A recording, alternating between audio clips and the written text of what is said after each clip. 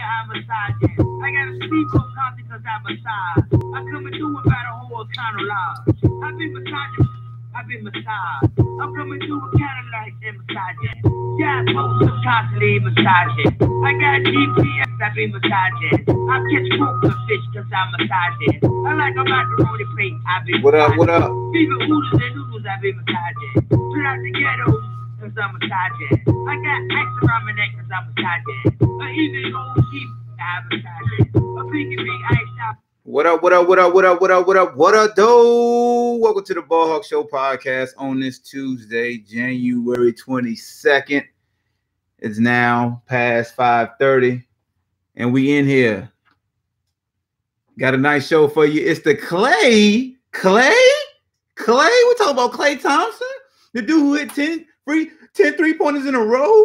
We talking about that Klay? Yes, we talking about that Klay today. He leads the show. We got to talk about Klay Thompson and what he did versus the LA Lakers. Also on the docket, we got Carmelo Anthony traded to the Bulls and released. Where should Carmelo Anthony go? Got to talk about the 76ers and what they did to James Harden yesterday. They put out the blueprint of how to contain James Harden, even though he scored 30 points again for the 20th straight time. A big topic on Facebook today on my wall was, are professional sports rigged? So we got to discuss, are professional sports rigged? A lot of people believe that professional sports are rigged. So I don't think it is, but they think it's rigged. Another question, another topic, how can we label who the best players are in sports? Should the NFL change their overtime rules? And we also got to talk about Ronaldo has to pay over $20 million in taxes. And he won't do jail time because he agreed to pay it, because he make $90 million in the year. And then we're going to take calls as always. These are the topics that we plan to get through, but we know we don't always get through all of them because we get sidetracked, because it's like barbershop talk. Sometimes you get a hot topic and you got to roll with it. So I won't say all these topics will be addressed, but this is the GPS. But sometimes you take a back street and you get to your destination a little bit faster because time go by fast. That didn't make any sense. But anyway, the number, I'm going to put it in the YouTube stream and the Facebook stream, 760-695-1106. If you're on the Facebook stream, it's listed in the description also. But a lot of y'all don't pay attention. So I'll just type it again because they're like, man, what's the number? I'm like, man, it's in the damn title. But you know how we do. We just click. We don't even pay attention. But what up to everybody viewing right now, man? It's cold as hell outside, especially if you're here in Virginia. It was 10 degrees outside today, and I was going to the gym. 10 damn degrees. Like, what is really going on? But so I'm going to go ahead and talk about this Ronaldo situation, man. So if y'all don't know, soccer dudes make a lot of money, okay? Cristiano Ronaldo was fined almost $21.6 million for tax fraud on Tuesday, but will avoid serving a 23-month prison sentence. He played for Real Madrid from 2009 to 2018, agreed to settle the case by paying the fine, 18.8, well, in their dollars fine, which is basically a little over $20 million. God, dog. Hey, Clyde, you stupid. He said, what's the number? Laughing because I just said it. So, long story short, man, he owe over $20 million. He going to pay it. He made $93 million last year, according to Forbes. $93 million in 1 year. While we over here talking about what Kyler Murray should do and what LeBron getting and what Odell Beckham just got, or what Cam Newton got a couple years ago, or what Aaron Rodgers got. This dude made $93 million playing football overseas. And we over here getting mad at the little chump change that our American sports players. Do the world not pay attention to who really out here getting this money? You got teams paying $100 million just to get him on the team. So they would pay another club $100 million just so that he could be on the roster, then pay him millions. And we worried about NFL teams, NBA players, and what they getting. Man, y'all got the game messed up. I'm gonna go ahead and look. Both my kids play soccer for good damn reason. This man made $90 million. Man, you could sit the bench and probably make $15 million. I might be reaching, but shout out to Ronaldo for taking. Ain't no damn shout out to Ronaldo. You got the money. Why the hell you hiding the money for all that money you make? You know, I would say, why for you hiding all that money? Next, we're gonna talk about Carson Wentz. I forgot to talk. Look, for all you journalists out there, can we please get away from these anonymous people and anonymous quotes? Can we please get away from that? To me, that's very cowardly. You know what I'm saying? Like, if I'm gonna do a story, I need a name by the quote. It's gonna hold more weight. You all this anonymous, like you can hear something in the stands and say, well, now I got anonymous tip, or not, or it's anonymous. Like, I really don't respect that. So in the article, what's up, JaVale? In the article, they said that Carson Wentz was selfish, egotistical, can't be held accountable. Basically, to me, it sounds like they describe a lot of great players in every era. If you look at every great player, and I'm not absolving him, but when they say somebody is well, not selfish, but they say he's hardworking, determined, highly intelligent, but the true Carson Wentz is complicated, with sources describing him as selfish, uncompromising, egotistical. So uncompromising, egotistical, those are two traits of great players. Like majority of great players that you come across, those two things, uncompromising, egotistical, because it drives them. The one thing that confused me about this Carson Wentz situation is that anonymous source says that everything's been given to him. He's his biggest enemy. He's had his ass kissed his whole life. The dude didn't go to a D1 college, so I don't know how you have your ass kissed when you at a D2 school. I don't understand that. But JaVale, what you got to say about this? I'm gonna get T in here also. JaVale, are you eating? Are you eating right now? What are you doing? Man, T, go ahead, man, because JaVale finished in the Slurpee or something. What I ain't doing nothing, cuz. Oh, now he want to say so. Sound like you know you was talking to me. My bad. Sound like you got some Five Guys rap or something, man. Oh no, I'm good. I'm good. So what's up, man?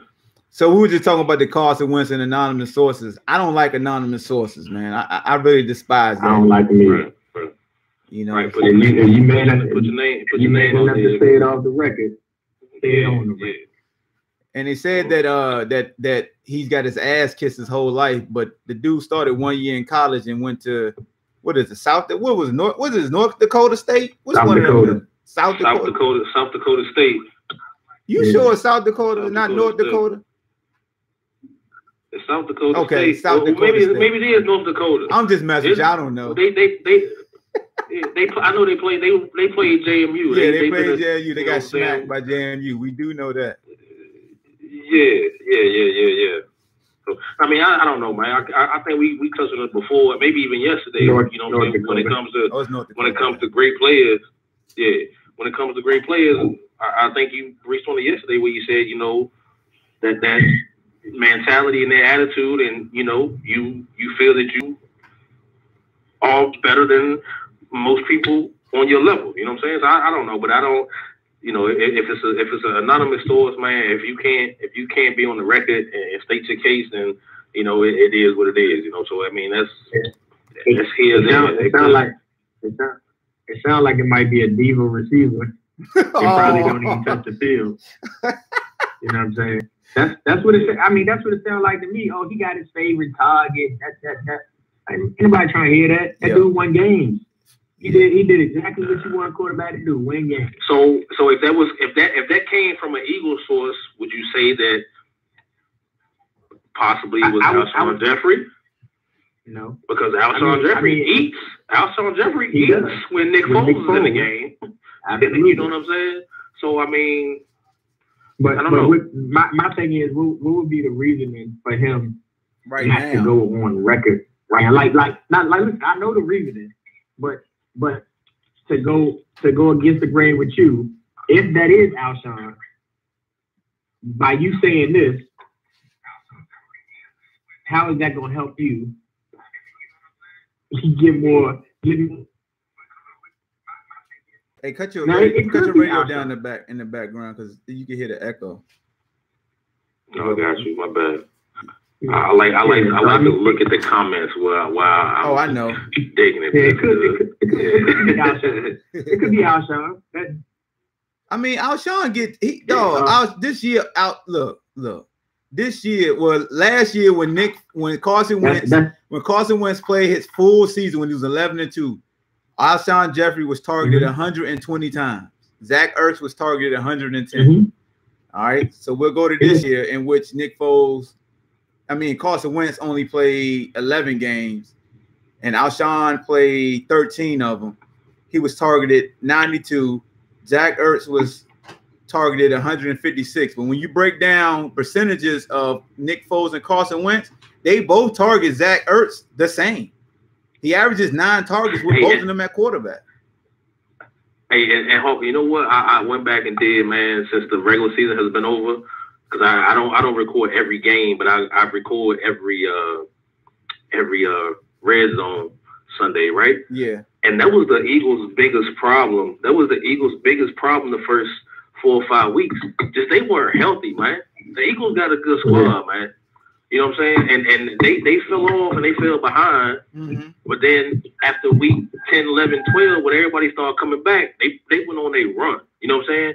But that was the Eagles' biggest problem the first month and a half of the season. They just weren't healthy. And especially on the defensive side of the ball, their whole damn secondary went down like the first 3 weeks of the season. I mean, that was the biggest thing. And I mean, injuries play a part into everything, but you know, and I'm not an Eagles fan, obviously, but I think that was, if you could say a team was riddled with multiple injuries at key positions, I think the Eagles are there. And I mean, their quarterback, you know what I'm saying? I mean, that was a big part. That was a big part of the Eagles, you know what I'm saying? But they still had a hell of a season that came back and, you know what I'm saying, still made the playoffs and produced in the playoffs. So, you know, hats off to your Eagles, man. I think that was a hell of a coaching job, you know what I'm saying, by their coaching staff for real. And I just question the timing of this article just because we know what lays ahead as far as are they going to retain Nick Foles? Is this a pitch from somebody that wanted to remain anonymous? Like, if you're going to make claims like this, if you're going to say somebody's selfish, you got to put your name by the statement to me. Like, I'm not, and I've never been a professional journalist, but my morals are not going to allow me to write a story and have anonymous, because I could basically say that anonymous quote is coming from you because you wrote it. I don't believe you talked to nobody. Right. This came from you. And you never know, right? Yeah. You never know. It's just too much gray area, man. That's 100%. It's too much gray area, man. 100%. But I didn't want to spend too much time on NFL. I want to give Tuesdays to the NBA, and we got to start off with the man of the hour, Klay. We talking about Klay. We talking about the dude who hit 10 straight threes. We talking about Klay, who dribbled like 5 times in 2 games. We talking about Klay. Klay Thompson last night got people questioning if it came to catch and shoot, who's better, him or Steph Curry? If you ain't dribbling, just catching and shooting the ball, who is better? Klay Thompson. That's a great question.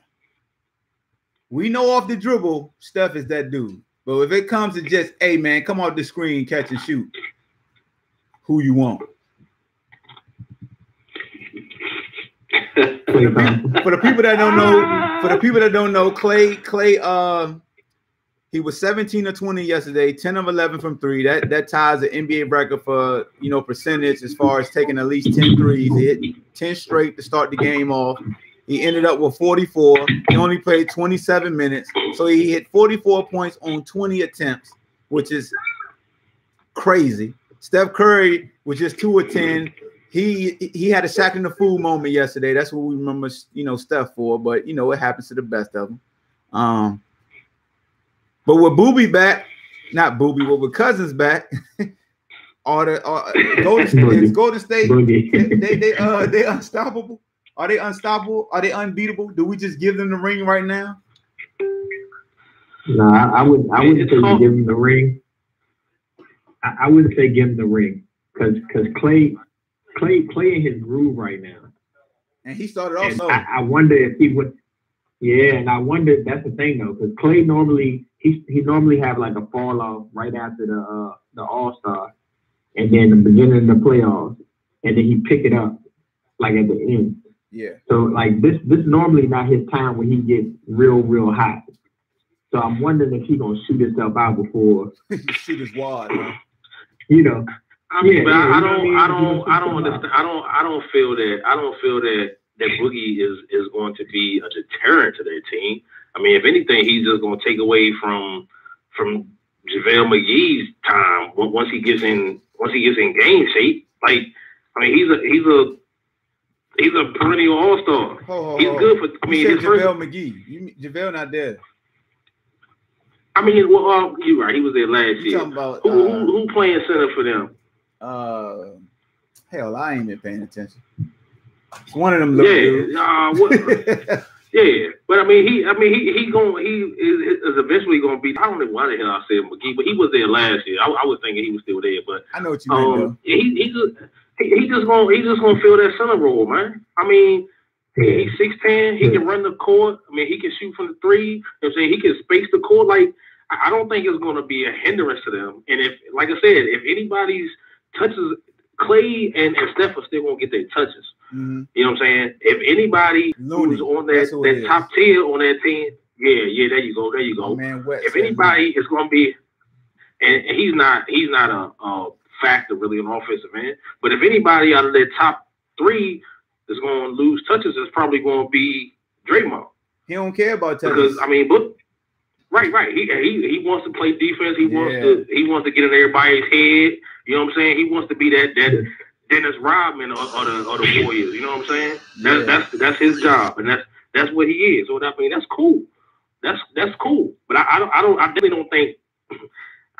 I mean, they've been the best team, man. You know what I'm saying? And KG, he gonna get his thing. So I don't know, man. I think they the best team. They've been the best team over the most talented team over the past 4 or 5 years. You know what I'm saying? I think the only problem, the problem they'll run into in the West is Houston, if they're healthy. And the only reason I say that is because what up, B-Cobbs? Capella's an X factor.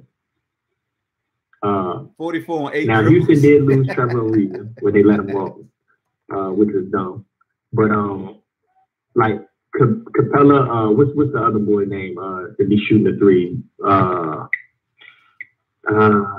What's his name? For who? Ballhead. Gordon. Nah, he talking about number 4. He talking about number 4. Tucker. Yeah, Tucker. You got Tucker, and then I mean James Harden. Like they don't have an answer for James Harden. So I think James Harden can get them in foul trouble.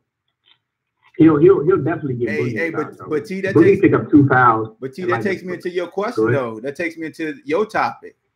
This is a great transition. Did the 76ers show you how to beat the Rockets last night? I think they did, but only with Chris Paul out. Okay. Because you can't do that with Chris Paul on the court.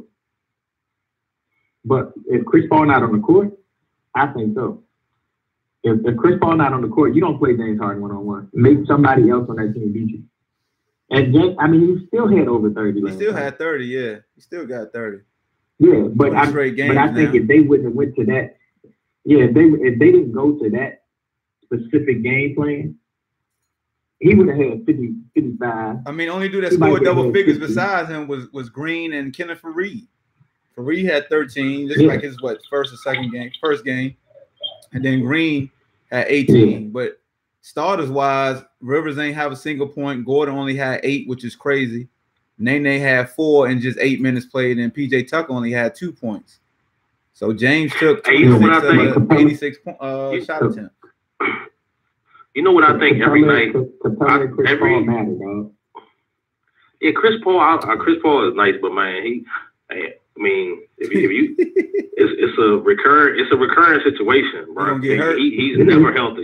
He's never healthy in the playoffs. Like it's you know what I'm saying? Blaze, what up? And he got a max deal on. Maybe not a max deal, but he got like 4 years, 100 mil. Like he got a big deal just last year. Yeah, you know what I'm saying? Yeah. So I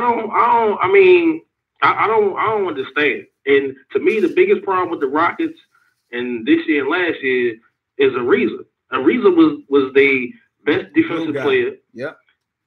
And other than Harden, he was the most consistent 3-point scorer.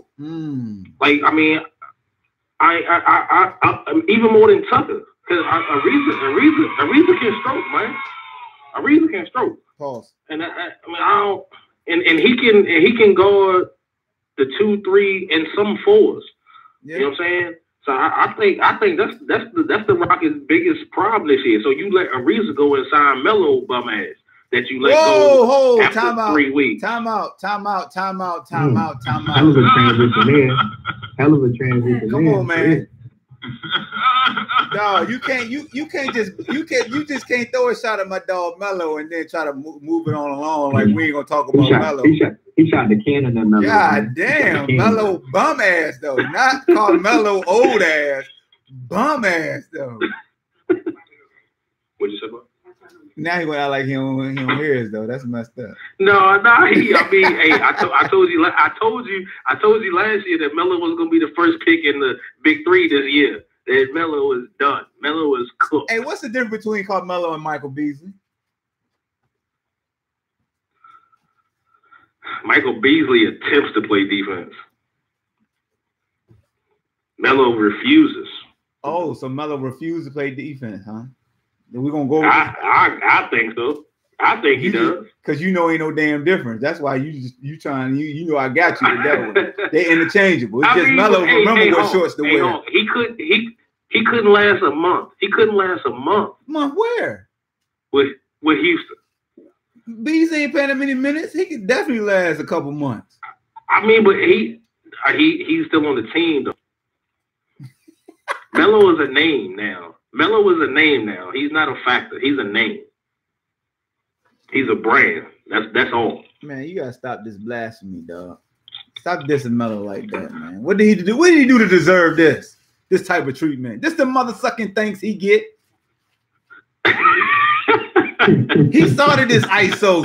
We loving James Harden, all this ISO, but we killed Melo for the same damn ISOs. Ain't this a blip? I can't believe this. Yeah, Melo got that love because he played on the East Coast and he played at Syracuse. Harden was at Arizona State and people barely knew who he was. I'm talking about the NBA though. That's the difference. Why are we giving Harden a pass? I mean, you remember what Harden? Ain't nobody know what Harden was. Who Harden was. It's because of beard. Hey, every day I see the NBA, man, I think of Scott Brooks and the GM, whoever he was with OKC.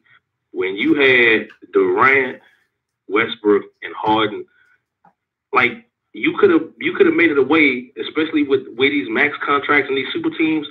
They could have been on a team their whole career. Ain't nobody trying to play with Westbrook, man. That's a fact. I'm inclined to believe that narrative too, man. See, that's a good point. I'm very surprised Paul George. He a special individual, man. Paul George special. Yeah, he might got a little bit of ball that he bounce when nobody's looking. He got a little bit of ball. Man, I hope 58. Listen, I hope 58 on this joint tonight. Cause he about to go crazy. Y'all talk about Russell Westbrook. Yes, sir. No, don't get it twisted. I rise with Westbrook, but I'm a realist too. Like I love Melo, but I'll tell you, bad body Melo is a bum, but the Melo and shape will cook still. If Melo come in, look, Melo the only dude that get in shape in the all season. As soon as the first game start, he fat again. I don't know how it happens all the time. He just gains 20 like a boxer. As soon as the first game start, like it's the day before the first game, he rehydrate and then he fat again. Like I don't get it, man. I don't understand it, Melo. He got Lala back now. We ain't got to worry about Tommy piping Lala in power no more. I mean, you know, shout out to you, Melo. It's just jokes because I know you got them Baltimore dudes everywhere. So, you know, let your boy breathe a little bit. But look, so why I got y'all online also, let me go ahead because where do you feel like Melo going to end up at? Let me at least get to that before we move to the next subject. What do you, JaVale, don't disrespect now. Where do you think Melo going to end? Not in no damn big three because he would kill them in the big three. We know this. MVP, everything. Rings, it'd be like the Olympics. So we stand in the NBA. They saying that goes. No. You asked that question. This is your question, actually. I looked it up. That's why I posted it. They say the Lakers. They say Portland. So Ray, what's good? They say Golden State. They say the 76ers. They say Miami. You know what I'm saying? And you know his ties with LeBron and D Wade. I mean, and Philly. They say Philly too. I mean, I don't know. I was throwing it out there. I mean, I don't know. He got to go somewhere where he fit because he running out. Melo been on damn half of the teams in the league by now. Not really, but you know what I'm saying? He been on 10, 11 teams probably. You know what's even though like the book. You know what? I mean, cut y'all. My man Jason just said Melo is compared to his draft class. That's the difference. And the one thing about Melo, because they always say Melo versus Bron, Melo versus Wade, Melo versus Bosh. Melo was the only one that went to the West. I think that, you know, right. And Melo did make playoffs day one. I mean, good shit. We love Chris Paul. We gotta love Melo. Damn it, I'm sticking to it. Darren, what's up, dog? Hey, what's up, man? What's going on with you, brother? Hey, we can't have you there without Darren on the horn. We already know. The battle continues. I had to cut the workout short because of y'all, man. Listen, man, my name is Loaded Lux. Right? Yeah. I gotta say, always you realize he A-Bird. Man. Well, JaVale A-Bird then. Listen, man. Listen, bro. So we all say set shooters. The best set shooter is Klay right now. Let's go. You don't compare him to Steph Curry. Steph Curry isn't that type of player.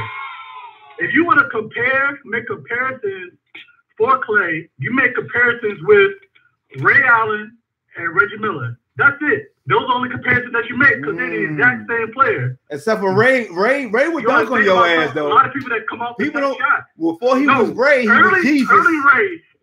He would dunk on him. When he was cheesy, super Cavs. He would get busy. But when he got to Boston, he got too old and he changed his game. Some Cavs, though. We talking about Cavs.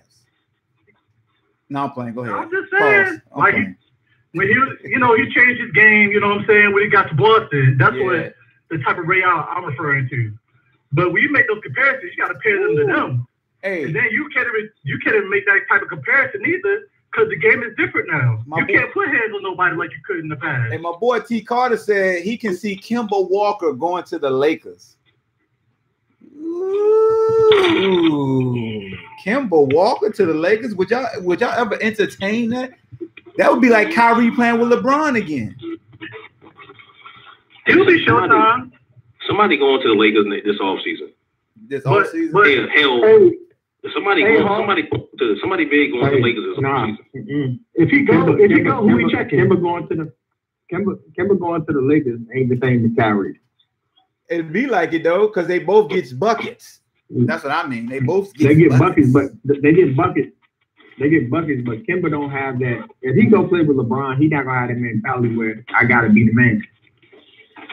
Hey, I read something. I read something the other day when Kyrie apologized to LeBron, saying, "Don't be surprised if he tried to get back with LeBron before his career." His reconciliation skills. That's the media. Yeah, that's the media. He don't want to be back with LeBron. You get a lot of clicks with that. But if I don't know if he don't want to be back, but I think he was big by coming out.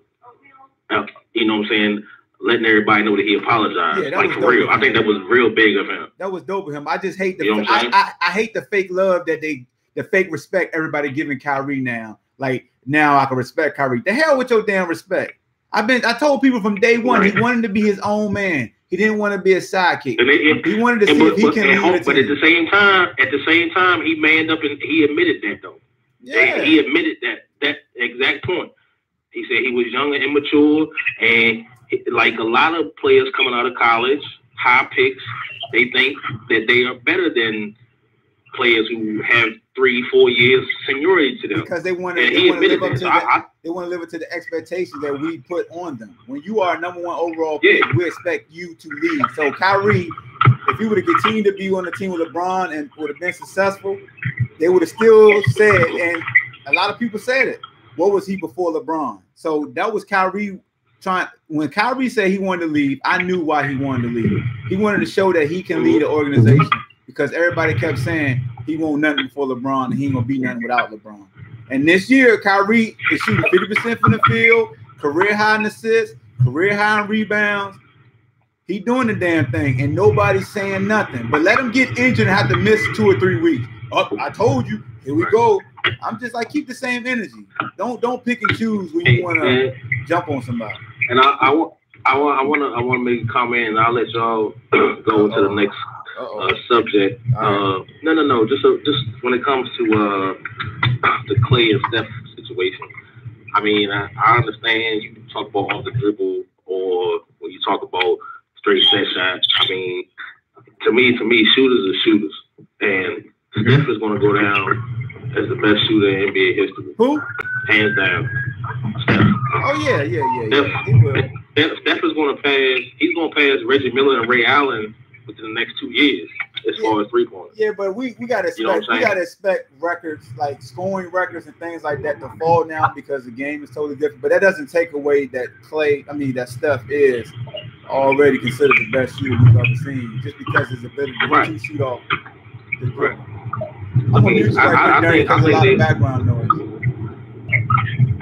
So I think you know what I'm saying, they both great players. I'm not even gonna say Klay is a great. Because Klay is kind of like he's great in his own right. He's a great two-way player. But he because his defensive game steps up more than Steph's defensive game or Reggie Miller or Ray Allen. You know what I'm saying? He plays both ends of the court. You know what I'm saying? But everybody got limitations. You know what I'm saying? Like you said, right. But in the role he plays for his team, I mean, he's no more than a John Paxson. Go ahead, he's no more than a John Paxson or a Craig Hodges. Damn. You know what I'm saying? But on the offensive end. Dang, that was but he could play defense. Yeah, because I mean, he's an all-star, bro. But I mean, he's playing again. Oh, I got a question for you. I ain't gonna cut you off, JaVale. I got a question. I'm gonna throw this question to you from Jason. Jason said Klay has carried them in series before. He is more clutch than Steph in the playoffs, and it ain't close. We talking about playoffs. Close. Oh, I just saw that. Jason. That's a great point. Oh, we talking playoffs. Hey, we talking about playoffs. Like okay. Jason, that's a great point. You being a D1 football player, and you played on a professional levels, and I seen your little man get busy in the flag league, you know what I'm saying, this past year. How much does it factor in that Klay and Steph's fathers both played in the NBA? Because, you know, you got, I mean, a lot of NBA players have kids, they have sons, but they don't produce to be on the level as you know what I'm saying? Yeah. I mean, Klay's dad, I was probably too young to remember. I don't even remember him playing, but I remember Dale Carey with Tech and with the Hornets. Because wasn't Klay dad like a top pick, I think? I want to say I don't even know, but I get what you're saying. But I mean, I know Dale Carey was the best shooter other than Reggie Miller in the late 80s, early 90s. Yeah. Like Dale Carey was legit. Yeah. You know what I'm saying?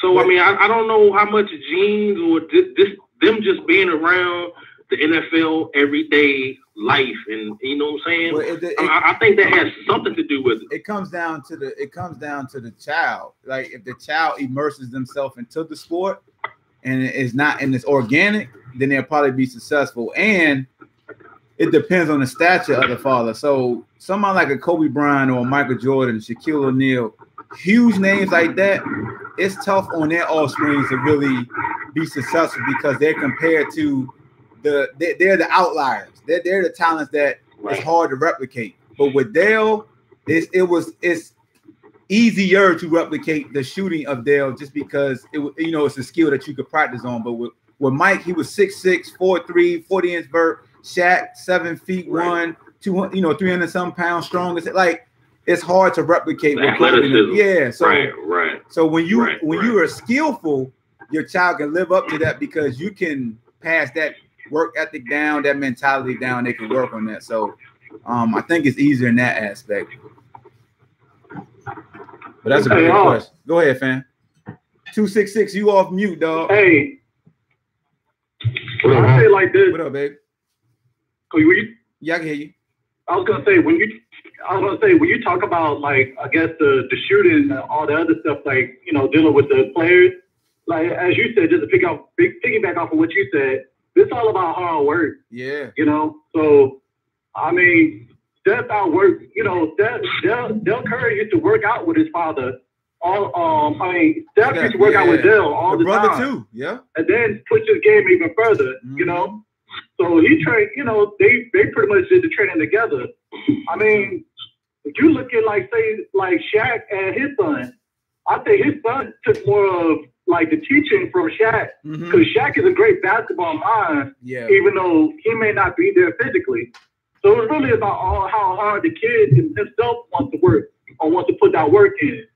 True. Nowadays we live in an electronic age, so nobody really wants to put in the work as we did in the past when we didn't have nothing to do but work. You know what I'm saying? That's facts, bro. Yeah, so, that's just what I feel.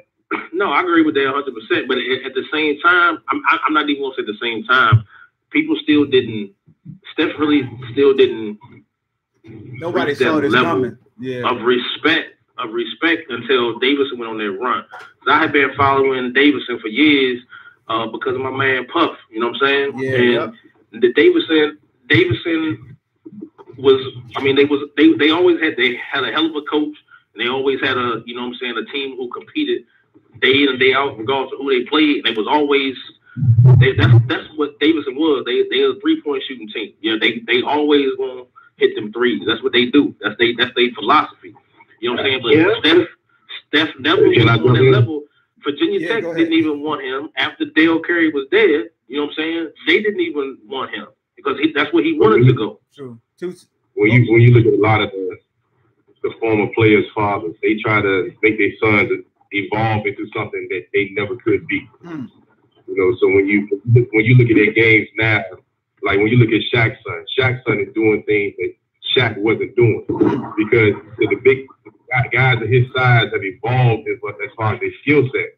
Now, back in Shaq's time, if you were 6'10", you were just a big man. You weren't handling the basketball. You weren't looking to shoot the three, none of those things. But now, because the game has evolved so much, these former players, when they work out with their sons and they get their sons to trainers, they try to get them aspects of the game that they never had themselves. And so that's why you're seeing a lot of that change, especially when it comes to their own kids. I mean, I think a lot of that contributes to the AAU circuit because the AAU circuit. I mean, when you go into the AAU world, a lot of these AAU coaches are former players. A lot of former players have their own. A lot of players have their own program. A lot of the coaches were former players. Right, and I agree. No, I'm not discounting what you're saying. I agree with that because I think to these AAU coaches who want to get these kids on their team, they're telling them that if you come and play for my program, you're not going to be set in stone. Like you said, if you're 6'9", 6'10", you're not going to be a center. If you can handle the ball, you can play the wing, we're going to let you be a Kevin Durant. We're going to let you be LeBron James. I mean, you know what I'm saying? The way it is now, the coaches aren't, the parents are making that known. Like, my son's 6'9", you're not putting him in the post. Yeah.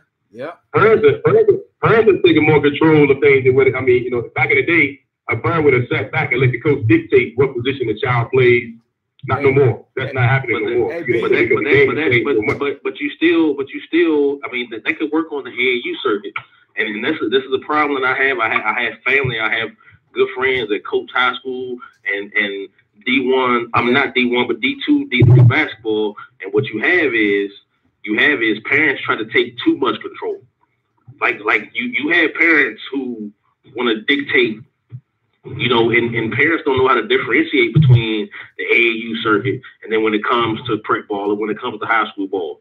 You know what I'm saying? Because parents, parents get. I mean, it's two sides of that, because you can have a kid who has size and he has a skill set, but because of who he plays with in high school, he might play with some other guys who got that skill set too. And his high school coach, because of his size, hey, we're gonna put him down low because of his size.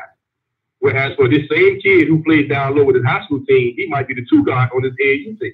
You know what I mean? Right. So therefore, like, which one is the better situation? Which one is more beneficial for him to move on to the next level? And that's when that's what conflict comes in.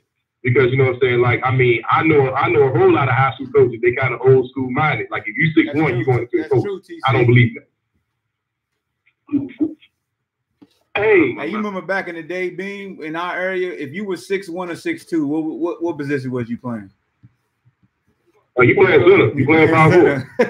Yep, you playing center. Oh yeah. You know what I'm saying? Like, I mean, I went to a high school game the other week, and a guy wanted to get into an argument with me because he said they need to put the big man back in the game. I said, "Where's the big man at?" He said, "He right there." I said, "That kid is 6'2". He said, "That's a big man." I said, "No, that's not a big man." But now, because, you know what I'm saying, like, I mean, during my time, you had, you know, a lot of us didn't play AAU. So you got guys who coming up 6'2" and 6'3" who really believe that they are big men who trying to play with their back to the basket. Now, when their high school career is up and it's time to be recruited and move on to the next level, all these guys get recruited as big men. No, do the high school coaches step in and take the accountability for not developing these players into the positions they need to be in? Absolutely not. Or is it AAU coach? That's the AAU coach, because I think the high school coaches are more so focused on wins and losses. I mean, now, they got a job. I'm gonna tell you this, because I coached AAU for 20 years. You know what I'm saying? Like, I found it to 6 years old, bring him up and develop him. Now, when this kid hits the 9th grade, the varsity coach wants to start this kid on varsity. And the first thing they tell me to do is, well, we want you to get out the way now. So if I step out the way and let you have this kid for the next 4 years, is it my fault or is it the high school coach's fault? That's a great question. That's a good question. That's just like I had another high school coach tell me he hates AAU. Well, my question to him was, why do you keep selecting AAU players on your basketball team? Because when I look at your roster, from the first slot to the 12th slot are all AAU players. Dang. I mean, because but a lot of times it depends on your county or your territory. So you want your best athletes or your best players. So regardless if they play AAU or not, but a lot of high school coaches do not. A lot of high school coaches do not like the AAU circuit at all. A lot of them don't. Well, because, you know what I'm saying, like, they have their own personal teachers. But for me now, this is just me speaking from a basketball perspective. If you are a high school coach and you are not putting players into college, you have no right to have a say-so.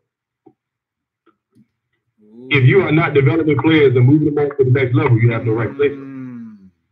And that goes back to what you kind of saying, JaVale. Like a lot of, and I see this in football. A lot of coaches in majority of areas, it's some special areas, but they run these offenses that dominate high school, but they don't develop the position. Like a kid could be dominating that quarterback, but we all know he ain't gonna be a quarterback on the next level. So what good does that do that individual? It's doing the coach great, right? But that kid is limited to where he can go because he's thinking, I'm a quarterback.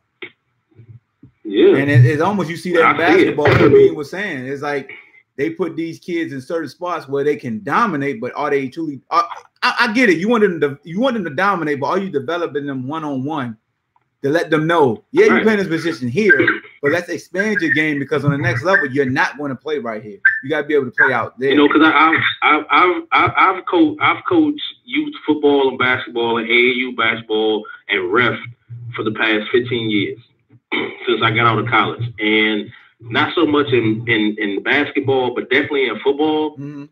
I'll see the biggest kid, instead of him being on the line where you can kind of like project where he's going to be in high school and college, these coaches will put him in the backfield because nobody can tackle him. Yep. You know what I'm saying? What is that doing for the child? Yeah, he's dominant. He's scoring 3 touchdowns a game, and nobody can tackle him. But when you get to high school and projected on the next level, you're not going to be in the backfield, son. And what the parents the parent wonder why he's not getting recruited. If I've been working with this kid since he was 8 years old, all the way up through his 8th grade year, and you as a high school coach, you've never seen him play. Only thing you know, if you've heard about him that this kid can play. Now, once he gets into your system, you're like, well, I want to put him here.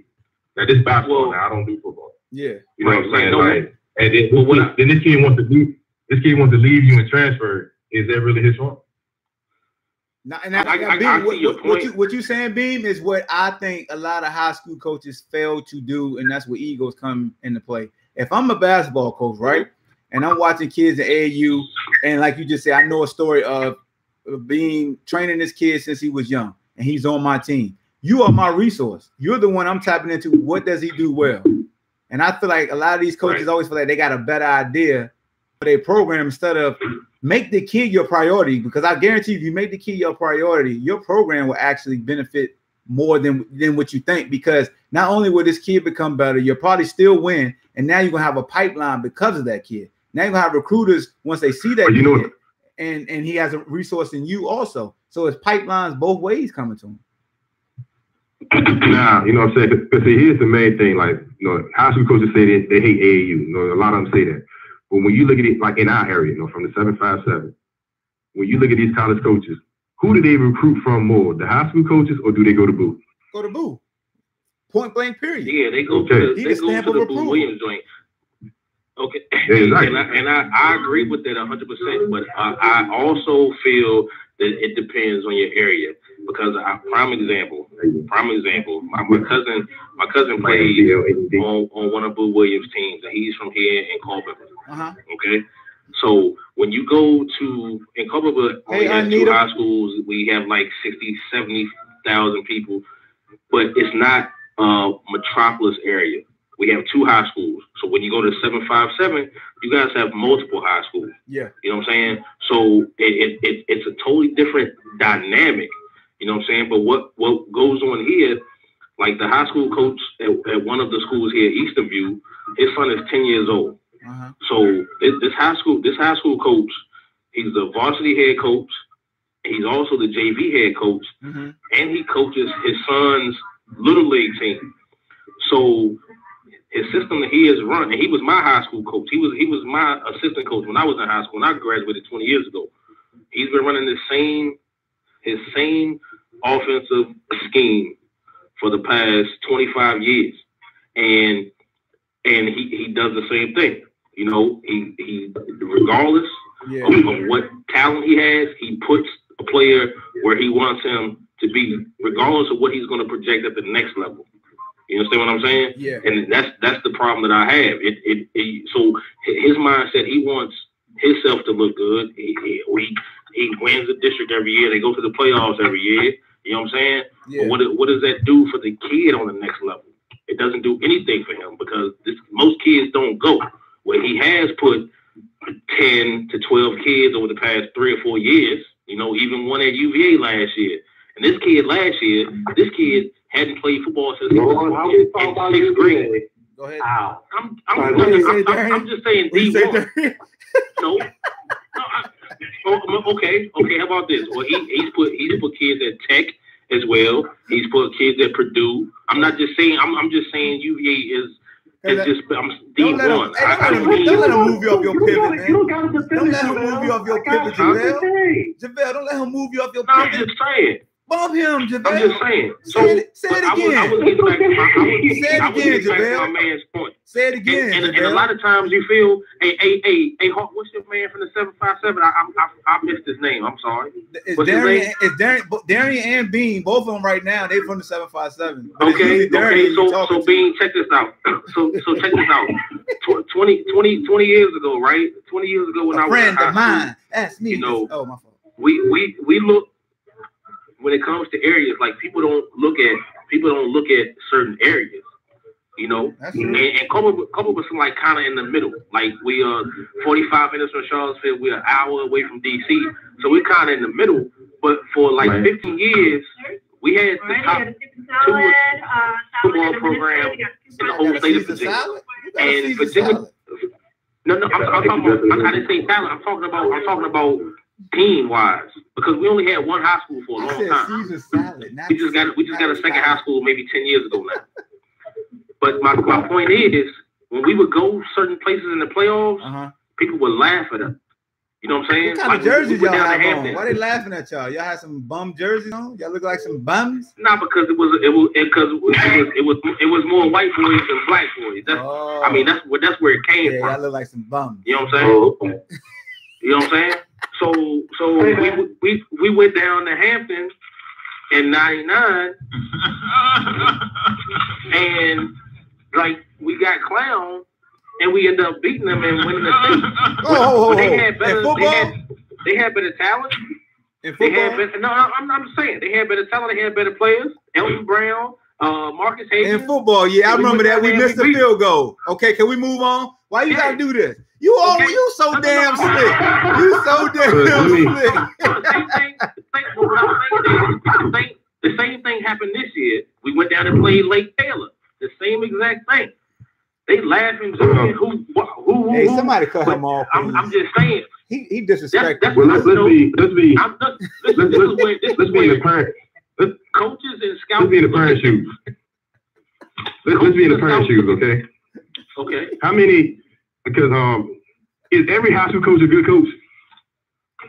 No. There's a whole lot. There's a whole lot of bad high school coaches out there. You know what I'm saying? And sometimes your kid end up playing for one of these bad high school coaches because of where you live. Now, you know what I mean? Like as a parent, are you gonna do what's best for your kid, or are you gonna do what's best for this high school coach? But you can't. You know what I'm saying? Like, you're not gonna. You can't pick up and move all the time. Like it's just not feasible. It's not feasible. But that's the way of the world now. That's what they doing. Again, because you know what I'm saying. Because one thing for sure. Let's be clear. Let's be clear about something. You have a kid has a 4-year window to do what he needs to do. A bad high school coach will be at that school as long as he wants to. Because he's a teacher there.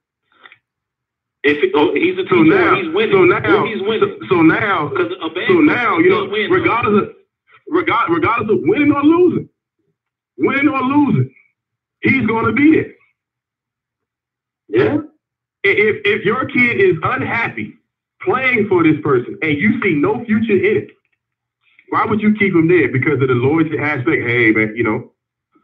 But do you pick up and move just because everybody's child isn't going D1? Everybody's child isn't going. No, everybody's kid is not going D1. But at the same time, if your child chooses to do an extracurricular activity, why are you going to keep him in a situation where he's miserable? And again, it's different the where you live at, because you have some schools, as in the 757 and the Hampton, Tidewater, Virginia Beach area, where you can say, "Hey, we're going to go to Phoebus instead of going to Hampton but around here. But you can't do that around here. That's not the way around here now, because you got a lot of players now, like especially basketball. Hey, I'm going to private school. I'm going to prep school. Yeah, that's true too. But I'm not staying around here. I'm gonna go get me some better competition. I'm gonna get some better competition and get myself a better opportunity. That's a good point. I agree. Yeah. You know what I'm saying? So, like, I mean, at the end of the day, you might have 2 high schools where you from, yes, but there's some other schools around there now. I mean, but I've had family and friends. Would you? You got a son? Yeah, I got a son. Would you let your son play for your old high school coach right now? Don't do it like that. High school coach.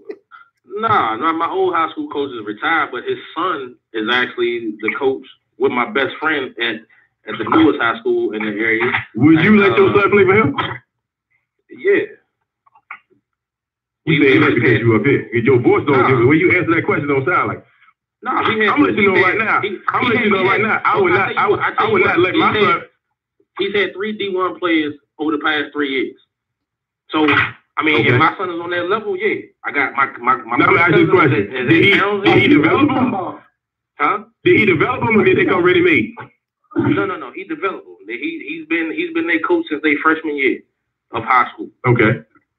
All right. So you gotta go. Which preferring to basketball or football? Because I think football is a little different. Just saying, when it comes to that.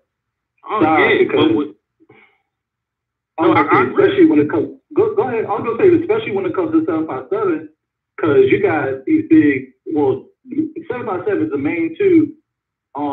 We have Phoenix and Hampton, who have this tradition set that everybody wants to go to that school, but not everybody's going to be able to get in because they're not stationed in that area. Right. While you have this tradition where they actually building up these players, going all the way from when they were what's one of those like the Tornadoes, I think Aberdeen, Wise Thomas, all the Tornadoes, Fox, all the little do you guys do it in the 757 kind of like where, as I was speaking of high school coaches here have their kids play from youth sports, like you have travel teams or youth sports teams where those kids are still going to play together when they get to high school? And football or basketball? Yeah, football. Well, I could speak for myself. And Bean would tell you, me and Bean were neighbors when we were kids. I grew up in Newport News, and I went to Hampton because of what Darian said. I understood that my best chance of going to college was going to a Hampton school and going to Hampton. So I moved, and I went. Right, you know what I'm saying? I mean, I can attest to that. He grew up in Newport News. He always played football in Newport News. Virginia Beach. You go to Hampton. But Mike Smith, like we know about Mike Smith up here. Like Mike Smith is a legendary high school coach. Like so you guys were there, and I still know who Mike Smith is being here in Northern Virginia. Mm-hmm. So you know what I'm saying? It's different. Like Hampton was it. Like everybody knows Ronald Carey. Everybody knows Michael Vick. Everybody knows Bobby Blizzard. We know that. I guess my thing. Everybody knows Ahmad Hawkins. No, like what the fuck? What I'm saying to you is, even though I went to Hampton, I'm bad news bred. Like my sports acumen and my sports skills were harbored in Newport News. Like Hampton got a product that was finished, that was trained from Newport News. Like even when I went to Hampton in the summers, I still came back to Booker T. Washington, played pickup basketball. Like any chance I got, I went back to what made. I mean, it goes back to Ahmad doing what was best for him. His parents did what was best for him. Yeah. And we gonna put him in a bad situation. And Ronald was the same way. Thing you brought up, right? But what you just brought up, what you said, you would go to this place and you go to that place. Being from here in Northern Virginia, like you saying you going from Newport News to Hampton or whatever. Yeah. That's like us saying we're going from Culpeper to Charlottesville or Culpeper to Manassas. Yeah, Charlottesville or Auburn. Everything is and compared to compact to y'all. Yeah. You know what I'm saying? Like it's a different world. You know what I'm saying? It's a totally different world. My son plays in Northern Virginia. You know what I'm saying? I'm not gonna say the school or the area, but you know what I'm saying? Do I like his high school or his high school coach? No, I do not. You know what I'm saying? Did I call his high school coach on the phone and everything? Yes, I did. And I asked him one question: what kind of plans do you have for my son? 60 seconds. Because you know what I'm saying? Like he had it in his mind. He had an old school tradition. Hey, I have a senior. I'm gonna play this senior. And I said and told him, if you expect for me to let my son waste a year sitting on the bench while you cater to a senior who he's clearly better than, then we have a problem. Now, if the kid is better, you were paying out of pocket for this? You know what I'm saying? Like, no, I ain't paying out no pocket, but my thing is this.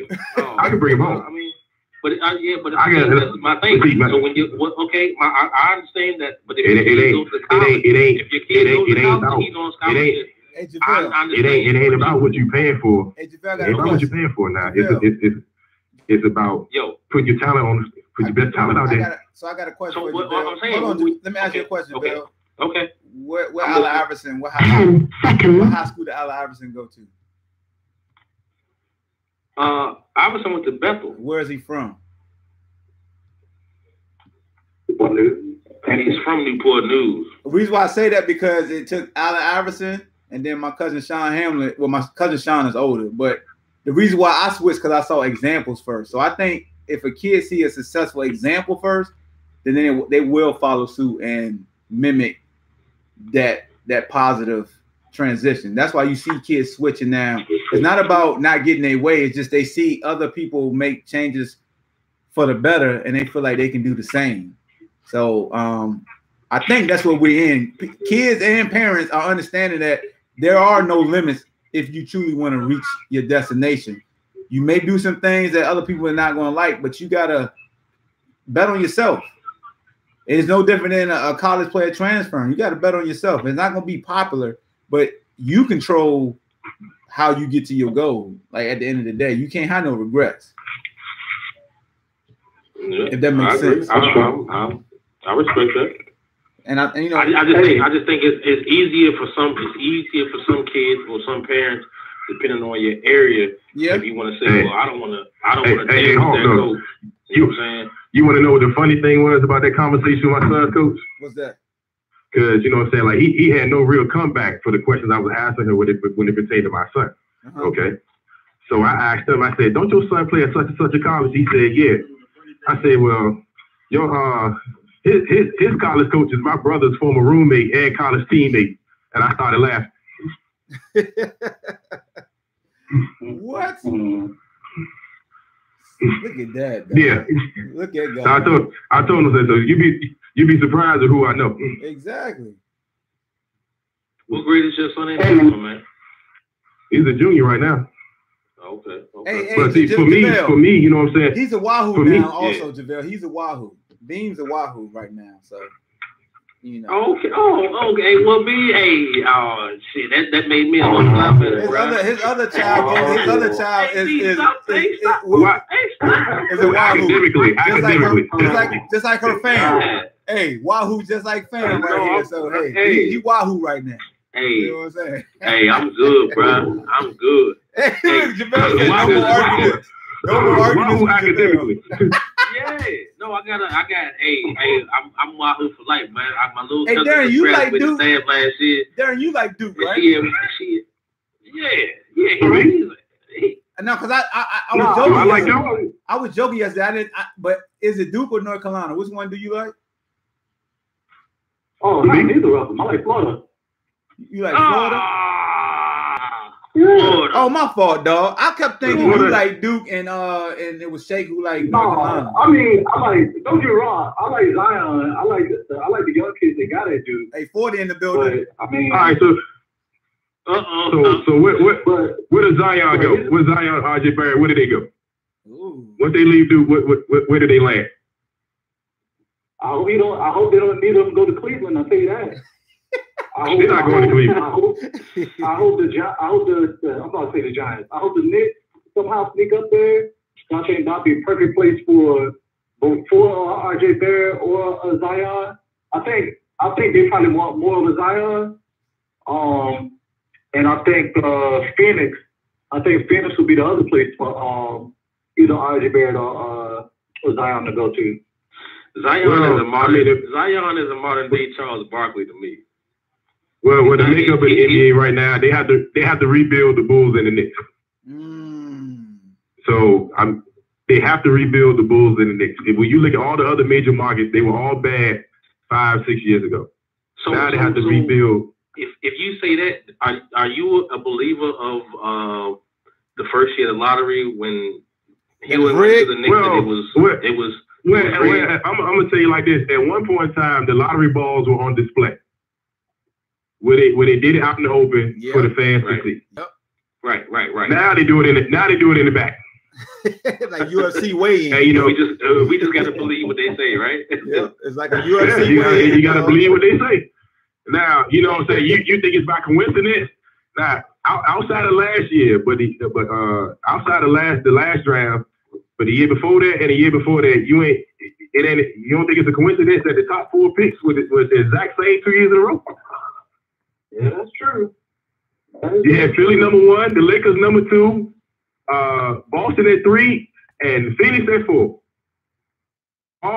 Those 4 right there are what? Some of the bigger markets. Other than Phoenix, all 3 of those are top 3 or 4 markets. I think Phoenix is a reasonable market, though. It's not like they never. It's a very reasonable market. It's not, but Phoenix ain't like that. Not when it comes to the major markets. Phoenix is not like that. Not at all. The Suns are not the Lakers or the Knicks or the Celtics. Now I don't even think it's close. I don't even think it's close. It's not close, but they're not the Charlotte Hornets or the Washington Wizards. Washington is a much bigger market. Washington is a much bigger market than Phoenix, Arizona, bro. I'm just saying. Man, Washington can't pay nobody else. They can't pay nobody else.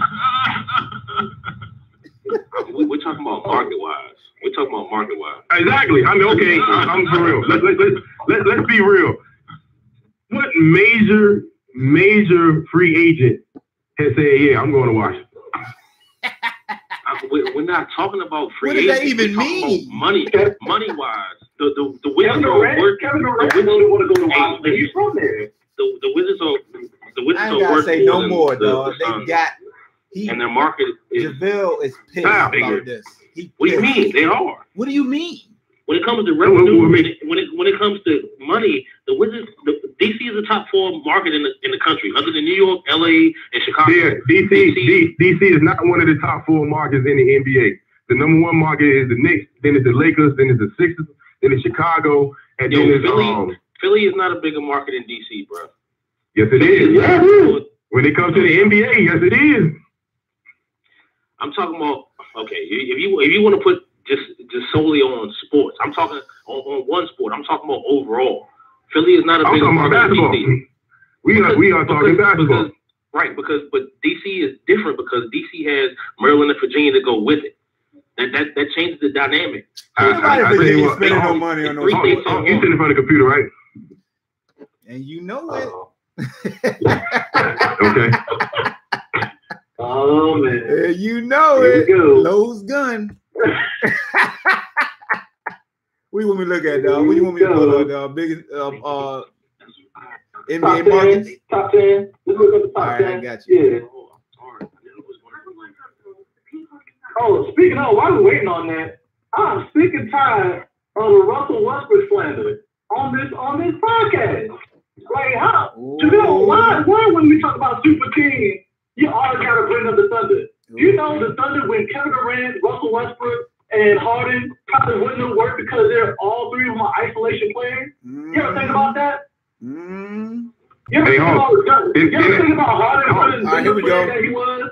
I got the market size. Didn't I say you did? I got some smoke for you in a minute. Go ahead, y'all. So this is as of a couple months ago. NBA media market size rankings 2018. Number 1, New York Knicks / Brooklyn Nets. 3 and 4, Lakers and Clippers. 5, Bulls. 6, Toronto. 7, 76ers. 8, Mavericks, and 9, Wizards.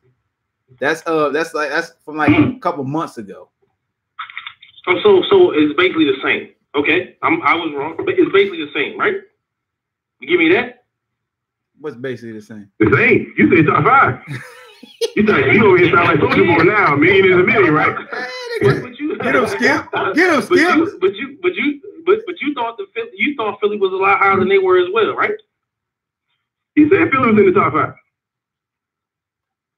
Right. Yeah. I just felt that I thought the Wizards was a bigger market. I mean, but what major free agents do they get? But it's not about free. What major free agents do the Sixers get? The Sixers have drafted all their players. They don't get free agents. Jimmy Butler was traded. They don't attract free agents. So that's just like major free agents aren't even traded to Washington. That's a good. I'm gonna say that. You asked me a question, I answered you.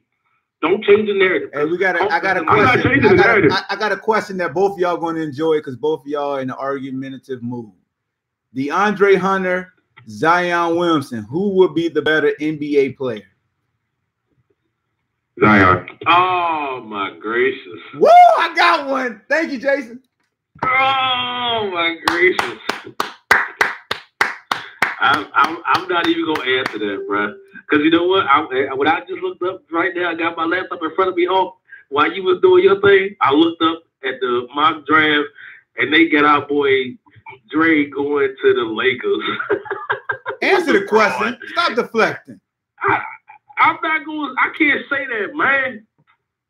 I can't say that. He's gonna be baby Kawhi. That's what Jason said. Jason bringing that smoke. He like Soulja Boy right now. Hey, baby Kawhi. I like that. Jason is Jason a Wahoo, cuz? Yep. Okay. All right. I ride with you, Jason. But hey, I don't know. I mean, I like Zion, man, and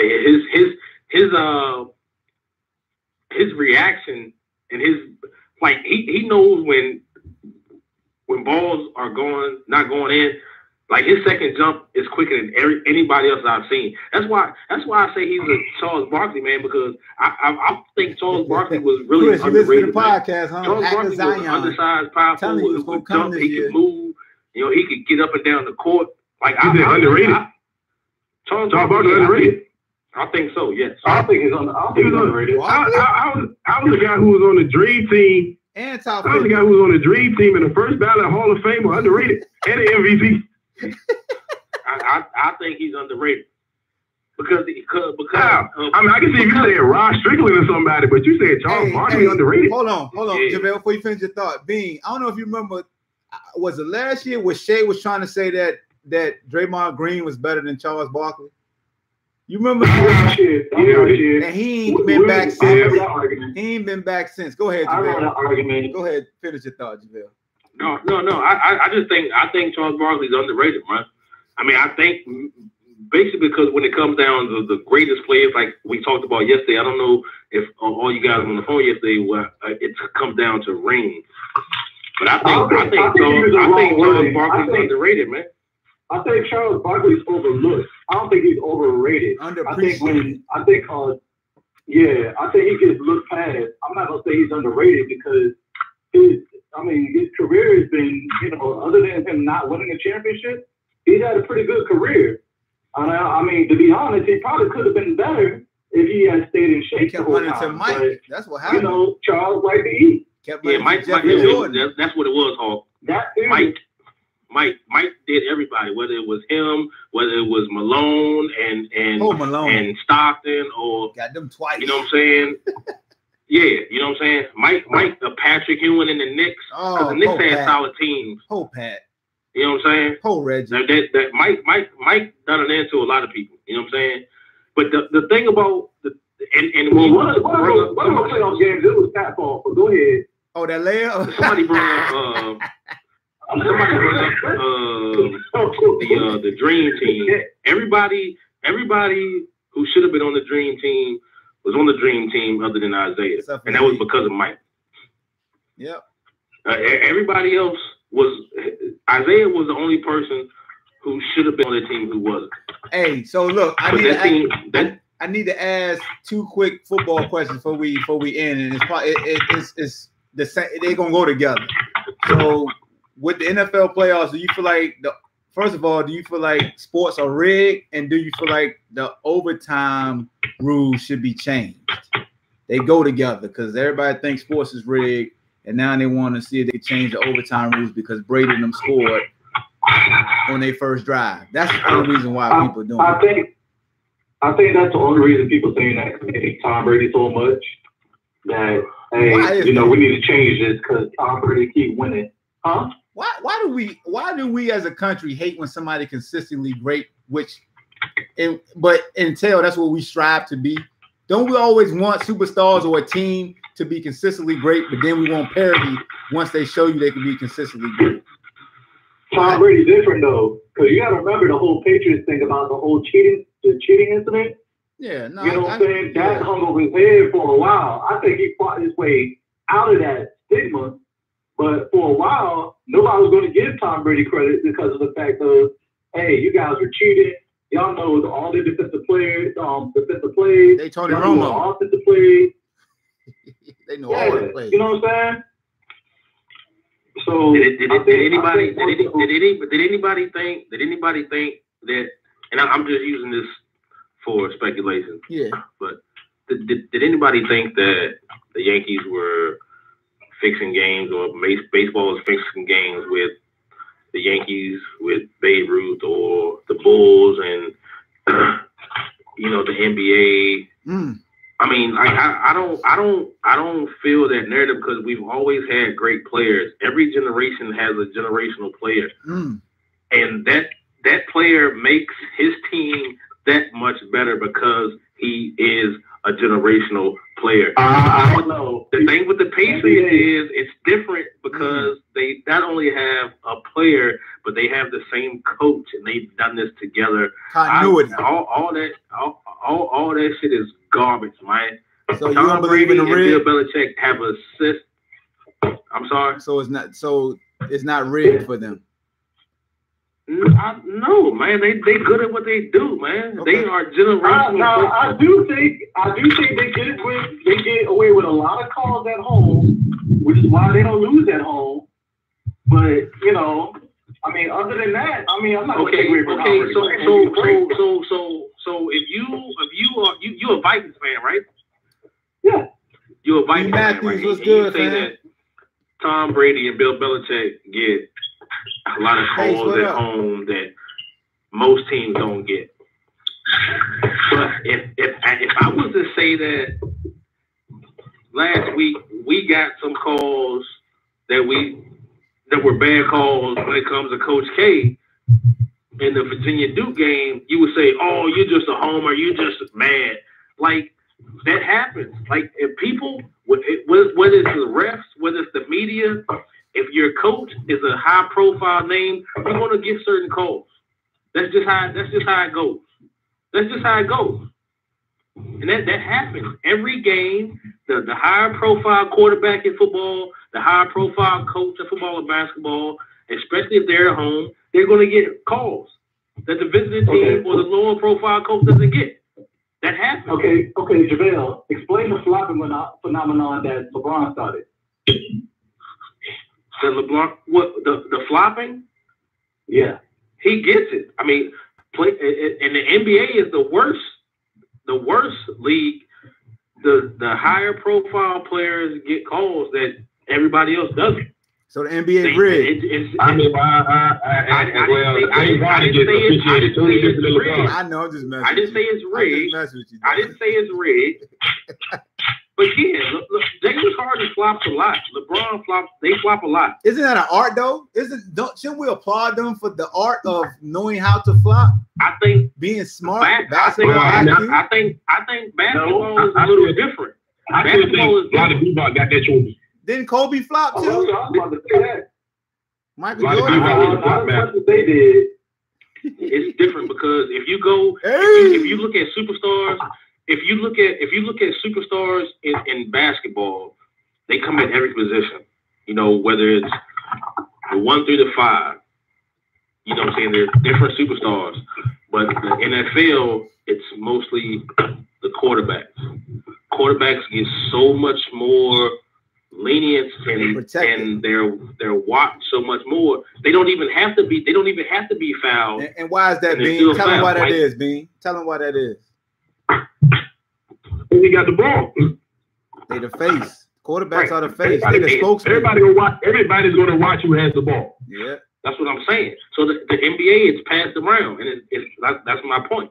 It's a different position on every team in the NBA. Yeah, but NFL, the quarterback is the only person who gets the ball every play. But I think it's a common thing. It goes, but it stays to what you're saying, though, JaVale. You made a great point. In basketball, it's going to rotate, but it still falls into the guy who has the ball the most, of who will probably get the calls for their team. So it's still the domination of the basketball. They will generally get that look at what you're talking about. So yeah, that's a great point. I mean, because nobody really brought it up about Sunday's game. Well, I mean, that call against Tom Brady, he didn't even touch his face mask. Yeah. Now let's one thing about basketball though. Let's look at Dennis Rodman. Dennis Rodman didn't want the ball. He went and got the ball, and he was still a star. He made his name. He came out and said, "You know what? I'm just going to rebound the basketball," and he made himself a star by doing that. Thank God, Draymond Green. That was Robin before him. Hey, that's what. Hey, I said it earlier, man. Draymond is the 2019 Dennis Rodman. That can that's what he is. He don't have enough rebounds like Dennis Rodman. No, I'm just saying he like he just trying to do something that nobody else want to do. But yeah, he not special like Robin. Like Robin is his own entity though. That rebounding. Oh, we seen Rodman guard Shaq. We seen Rodman guard Shaq. We would, man. Look, I would have loved to see Draymond try to guard Shaq. If you think Matomo got a beating on the block. Hey, but my boy Charles Slam Shack though. Hey, I got a question. I got a question for y'all. Jason done turned to Soldier Boy again. He said, "Are there more true franchise quarterbacks or true NBA superstars?" Ooh, I think it's more true NBA superstars than franchise quarterbacks. I think I agree with that too. There's not too many franchise QBs. Because you know what I'm saying. I mean, you know what I'm saying. Like with basketball, it all depends on your personal play. You could be a star just off. You could be on a bad team and still be a star. Whereas you could be a great quarterback, but if you're on a bad team, there's nothing you can do about that. They just gonna make you look bad. Yeah, I mean, I could be a great quarterback, but if I have no line or if I have no receivers to throw to, if I have no running game, it's going to impact my personal game. I think we force franchise. That's what we see LeBron on bad teams carry a team to the final. Yeah. We see Allen Iverson carry a team to the final. Because my man on Hornets is a superstar. Who, Kemba? Kemba Walker? Oh, hell yeah. He's a superstar. But he just what do you think is holding Kemba back? That market? His team. The market. The market. Even though Mike is the owner, that market. Yeah, Mike is there though. But that market. And Mike is probably the most on hands owner. He's on the sideline damn near every night. Like he at the Jerry end of the Jones. pitch, like he Jerry Jones of the NBA. NBA. You know what I'm saying? He the most visible one. He probably whole interview just like Jerry did. Right. I think Mark Cuban the most visible one. I forgot. You're exactly right. Thank you, Bean, for correcting it. It's Mark Cuban by far, because he definitely hold interviews. Hey, Hawk, did you ask my question? Hey, Hawk. Do you think that's a bad thing, Hawk? Do you think that's a bad thing? About Brady and LeBron, did you ask that question? Oh, no, go ahead and ask that on the air. Go ahead. Okay, you know what I'm saying? Like, my question is, why do people hate when Brady gets to the Super Bowl, but they love when LeBron continuously goes to the finals? Who said that? Who said they love when LeBron goes to the finals? Oh, there we go. Hey, I'm just saying that. I mean, you know, people have no problem with LeBron continuously going to the finals. Because they want to see him win. I think people do have a problem with seeing him going to the finals. But you know what I'm saying? Like when it comes to Brady, people, oh man, I don't want to watch the same Super Bowl over and over again. I'm tired of New England constantly going not losing to the Super Bowl. Getting to I mean, so if that's the case, then what does that say about the AFC? If one organization has been to the Super Bowl 9 times in the last going on 18 years. Oh yeah, CP. We already talked about your Saints getting cheated. I mean, one organization has been in the AFC Championship game 13 times since 2001. Yeah. And I used to be on the kick where it's the AFC East. They got the weakest division, but now when LeBron potentially went to the finals in the East, what did everybody say? East is weak. East is weak. Yeah. Oh, okay. Yeah. But if you got an organization who's been to the AFC Championship 13 times in the last 18 years. I think the only caveat that you can have for that is in a much harder sport to make it at that. But football, that's what I'm saying. I think football, just because your point is valid, because in basketball you play so many more games. With football, you only play 16 regular season games, and you're playing. But also with football, it's it's one shot deal. In basketball, you can lose a game on a bad call and come back and play again. It's some crazy going on right now. Jason said Bron is compared to NJ. Who is Brady compared to? Brady is the ball. I'm not even going to entertain that because Brady's not the GOAT to me. And he really trying to get a reaction out of me with that because Brady ain't the damn ball. Montana is the ball. Like, yeah, I had that conversation today. You talked about it. To me, Montana's still the ball. I love Brady. I just call him the greatest of his era. I mean, that's just what it is. Because in football, it's hard for me to say who the GOAT of a position is because there's so many moving parts. To me, Brady is Emmitt Smith. He got so many great moving parts around him that he's more successful. But nobody gonna say with a straight face that Barry isn't better than Emmett, because you can see. But why would I make that same point yesterday about Troy Aikman? I was laughed at and I was told I was crazy. Because we can see that Tony Romo is actually better than Troy, though. You can see that. Well, the narrative I got hit with was the person told me Montana is still the greatest because Montana threw touchdown passes on the game-winning drives in the Super Bowl. As for with Tom Brady, the field goal kicker bailed him out to win the Super Bowl. Yeah, I ain't gonna go that route. I mean, you win any means necessary. I mean, because I heard this morning that the reason why Tom Brady is a great because he's started more Super Bowls than any other quarterback. That Yo, hey, Hawk, I got one good basketball question for you. All right. So, real quick, what do you think about the whole Dennis Smith situation and how he's being treated? That Beam, dude. That Beam. This Beam question. That's Beam question. That's a great question. That's Beam. I'm gonna put the mic down. Ever since your boy been hurt, they forgot about how good Dennis. Well, it's a little deeper than that. You know what I'm saying? Because one thing is, Dennis is Rick Carlisle type of problem. With that, but I just want somebody else's opinion. Don't worry, you got the right. You asked the right question with the right guy on the line. Dennis and Rick Carlisle, they bumping heads. You know what I'm saying? Because Rick is starting to feel like Dennis don't want to be coached because Dennis has always had his way. He always been an athletic guy where everybody wants to cater to him. But in the NBA. You know what I'm saying? Dennis got to be able to knock down that jump shot. And that knuckleball jump shot he's shooting ain't falling. Now you bring in this 19-year-old who's 6'6", who's running the team better than Dennis, who's shooting the ball better than Dennis, and who's performing better in clutch moments than Dennis. So now, you know what I'm saying? Like, and Dennis is my guy. But I've always asked the question. He's great above the rim. But below the rim, does he impress you as much below the rim as he does above the rim? Here's my question to that. Remember we were just talking about how you get brought up at AAU and all those other schools coming up? Right. Luka has a head start because they're residentially in Europe.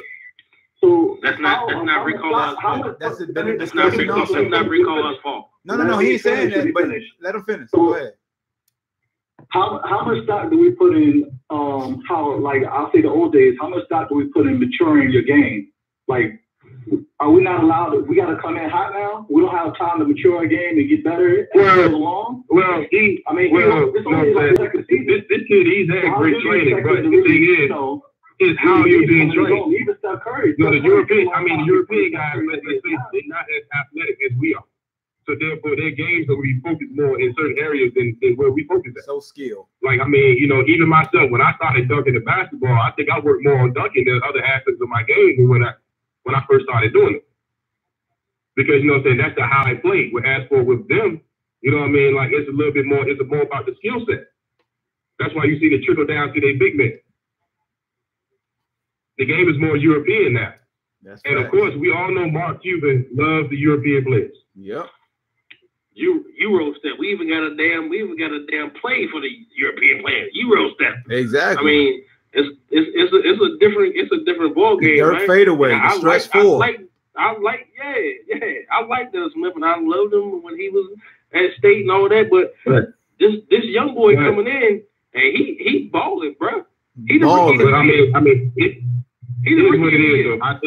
I think it's too early to pull the plug on Dennis. Even though, like, how long I've been saying that Dallas will trade Dennis? Oh yeah, since Duka got there. I've been saying it all year. But I think they did it more to scare Dennis now. Yeah. I think they did it more to scare him, to make him wake up and to make him focus more on his game and play hard. Hey, you want to know a crazy stat? When you a GM or owner, you don't have favorites. You don't care if you drafted this guy in the first round 2-3 years ago. When you got this young bull right now, you drafted, and it was outperforming him. You don't care. Hey, you know what's a crazy stat? You don't care about that. Hey, let me share the crazy stat with y'all right quick. He just turned 21 years old. Let me tell you. Again, you're trying to make excuses. They don't matter. That boy 18, 19. So he 2 years younger. He been playing professional for a long time. He been around professionals longer than Dennis. Hey, he's been playing pro basketball a whole lot longer than that. Pro overseas is comparable to D1 basketball. No, it's not. No, it's not. No, it's not. No, it's not. No, it's not. No, it's not. No, it's not. Don't do that. Don't you do that. Don't do that. No, it's not, dog. You'd be surprised.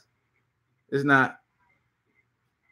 Oh, most of our players at UVA, most of our players are overseas who started at UVA who are prominent players overseas right now. Yeah, but then what league are they playing in? You do know it's tiers. What tier leagues are they playing in? They're not playing in the top tier league. Luka was in the top tier. He's in the top tier league winning MVP. Just like soccer, I understand. I got you, Hope. I got you. No, hey, I'm a fan. They got a legit training system over there, fam. Like Luke, when he stepped on the NBA court, he was pro ready. Like the transition was seamless, bro. He played in the second hardest league in the world behind the NBA. Yeah, he's legit, bro. Because it took me time to really believe in the hype until I researched and started watching some of his old games. I was just like, damn, he actually legit. Because remember, I was hating on him on the draft. I was like, man, he gonna be a bust. He served me. Shut the hell up, dude. He was in the league that Ginobili came from. Hey, but would you trade Dennis? I wouldn't right now. I'll keep right. him right now. If you had those two, who would you want to keep, and who could you get the most for? Dennis have to now, as a GM, if you're a GM, do you pull the plug on your decision after 1 year? Remember now, you the one that decided, hey man, we're gonna get this guy. I mean, I can't answer that. I'll let Hogan or somebody else answer it because I'm biased when it comes to Rick Carlisle, just because. You know what I'm saying? This ain't about Rick Carlisle, because Rick Carlisle, you know what I'm saying? It's about the GM. If you the GM of the basketball. But Rick Carlisle's a head coach, so the GM made. But hey, the GM picks the team. So let me say something, because you know Luka is the second. You know he was the second youngest dude to have a triple double. Luka was. Can y'all guess who the youngest 19. dude? Can you guess who the youngest dude is? It's not LeBron. No, it's somebody it's Markelle Fultz. Markelle Fultz. And this man can't even get on the court. And Dennis Smith had one last year, actually. Hey, the European boy is. I said he was gonna be the best European player that came to America, other than when my other man. When you say this? When you say this? What you say? Well, when you say this? Because again, I talked to my man Puff. My man Puff is over. Stop name dropping Puff to help you out. When you said you posted or you just talking? No. Shout out to Puff, man. Puff actually, a good dude. Actually, if you go back and look, it was draft night. I ain't looking nothing. I'm gonna ask Puff. I'm gonna hit Puff up right now. Ask Puff. Yeah, ask Puff right now. Puff sleep. It's nighttime. It's night over there. Yeah. Yeah, but I did because I mean, just because I was going on YouTube and I was watching the dude, I was like, yo, this kid is special. And I asked Puff, and he was like, he's legit. Like, he gonna be the real deal. And the first 2.5 months of the basketball season, he has been the real deal. Man, say something. Well, Atlanta Hawks kicking their butt right now. Yeah, I even got him on my damn 2K team. But Trey still giving me double digits though. Trey ain't stink and he ain't dying like they said he would. He still give me double digit points, Trey. Thank you, Trey. Hold on, Trey. Hold on. All right, let's be real about that kid. He can pass the basketball. Yes, sir. He just ain't got nobody to hit nothing. Trey Young can pass the basketball, but the thing is, you know, people so hell bent on scoring point guards right now, and they overlook the other intangibles of the position. We give you like 16-8, 16-7. You know. So, I mean, somebody on the phone right now was killing him. Somebody on the phone right now was killing Trey. I did kill Trey. Hey, come on, bro. Now, I got a question. From a point guard perspective, is Lonzo Ball a bust? Hell no. No. No, he's not a bust. I love Lonzo Ball game. He's not a bust. And his daddy ain't in the media no more. Now, last year around this time, what was people saying? He a bust. Okay. Because when LeBron ain't there, Lonzo out that thing getting it in, boy. When LeBron on the bench, Lonzo getting it in. If LeBron wasn't on the Lakers, Lonzo right now, before he got hurt the other night, he averaged 20 points. Yeah, but they be getting their head beat in too, though. So we ain't gonna ignore that. But see, and his jumper's gonna get better. He just got that's funky. He got to get that. He hitting though. He hitting them trays though. Right, but it's not consistent. Man, Reggie Miller. It's two things that help Lonzo out. It's two things that helped him out. Magic when he got Rondo. Yeah. And his daddy got out the way. His daddy out the way. Hey, Hawk, you need that joint. For 50. I love Rondo. I love Rondo. Let me get my man Kawhi a stamp. My man Rondo. He called him Bumdo. Yeah, he said Bumdo. I mean, but let's look at the intangibles of the position. You know what I'm saying? Because Lonzo Ball don't look to score the basketball. Does Rondo look to score the basketball? No. Absolutely not. Magic brought in a guy who could teach him how to teach him how to play his position. That's a fact. Hey, look, man, we got Rondo. But look, we got to end the show, man. Y'all go ahead, say y'all pleasantries, man. We rocked out for almost an hour and 30 minutes. 7:07. Yeah, we got it in today. NBA. Look, Bean called up quick. I said I need to do an NBA show. My dog keeps saying, when we're gonna do basketball. So tomorrow we're gonna do the same thing because the cat. Well, I don't talk about the Cavaliers on live TV. I mean live radio. But they talk about them no more. They finished. Damn. Hey, Hope, I got your joint on my iPod.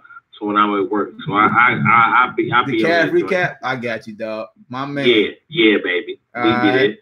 So we gonna. You ain't hear what Beam just said though, did you? You just ignored him. You ain't hear him? No, I ain't hear. What did he say? Go ahead, Beam. Say it again. Which part?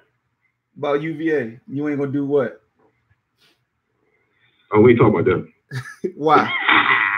Because they we ain't talking about UVA. He said because they done, dog. Who you like, man? Who you like? Oh, Cleveland. College basketball? Yeah. He watched. I mean, in college basketball, I had to go to a particular squad because out of affiliation. Yeah, he NC State. But once he left, it was over.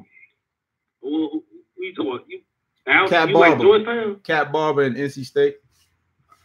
Bruh. That's home team right there. I would tell you this, man. I would tell you this. Now that he's gone, if those twins who at Nevada right now were still at NC State with their coach and what they got right now, they'd be our biggest threat other than Duke in the ACC right now. Them twins can play. My boy just the twins, they wanted the ball in their hands all the time. Yeah.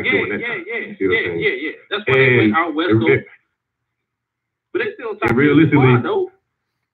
And realistically, you know what I'm saying, Cat wanted to get the ball up back there, but the best chance that we had to win was for him to shoot it. He didn't want to shoot basketball, but he was forced to shoot the basketball. Yeah. Nah, but it was funny. The coach you got. It was funny because I got into an argument with a reporter one time because we played UVA. We lost to UVA his last year. He had 17 points, like 7 assists, like 5 rebounds, and they treated him like he had a bad night. Right. All because he didn't get normal 30. But it came out between him and Broggs. We thought we was gonna get Player of the Year, but it was all about wins. But yeah, man, we're gonna have to wrap this up, man. Y'all go ahead and let the people know who you are. You know what I'm saying? You got Twitter handles or something. JaVale, I know you don't want people to know where you at because they be trying to get you. Hey, Hope. I'm your closest. I'm your closest road dog, cuz I always stay loyal. Yeah, you always. The only thing me and you don't agree on is Eagles and Redskins. Everything else, I'm there. Damn, bro. Can we go one damn episode without you saying their name? Hey, that's my handle right there. That's my Stephen A right there. But hey, all good, man. Well, JaVale, how many playoff wins had the Redskins had since 2000? Damn, Hey, Hey, we haven't had too many, but I'm still loyal. I'm still loyal. How many quarterbacks have y'all had you since know 2000? And you know what? It's funny. Hey, we're gonna have to pick this up tomorrow. We'll have to pick this up tomorrow, Javale, because your ass gonna take too long on the damn history. Ask me the same thing. No. All right, Bean. All right, Javale, I'm gonna holler at y'all. Appreciate y'all. We're gonna be back tomorrow. Hey, my Wahoo's 9:00, ESPN2. There you Watch go. That. Got JaVale, my dog Bean. Shout out to T, who had to log off. Darian hit the wrong button. He had to hang up, and the phone lines was closed, but he rocking with me on YouTube right now. Appreciate everybody, man, that's been tuning in. My aunt Nita said, great job. I'm happy. My wife ready to eat. She happy. Jason came in here throwing in that dynamite. Appreciate you, dog. Chris West, as always. But time to go, man. It's time to eat, man. You know, I do all this fasting. I'm hungry. I don't want to get hangry. Take us out, baby. I want the whole world spin my record. All right, man. Y'all be easy, bro. I need to watch the whole time. Stay free records. All right, YouTube.